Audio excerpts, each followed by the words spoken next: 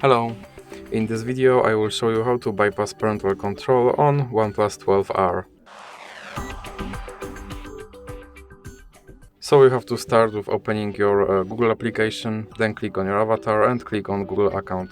Now click on Data and Privacy and scroll down. Then click on Delete your Google account.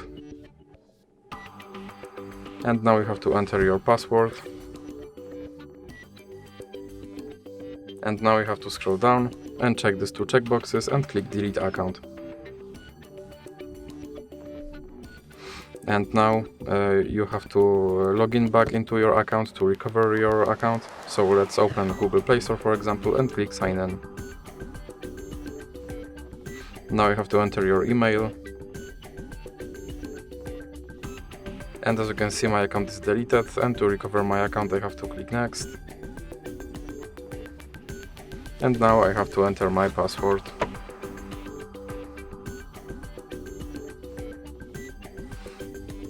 Now click I agree.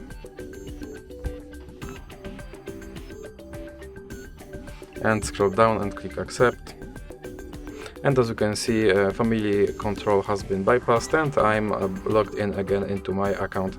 So that's it for this video. If you liked it, please remember to leave like and subscribe.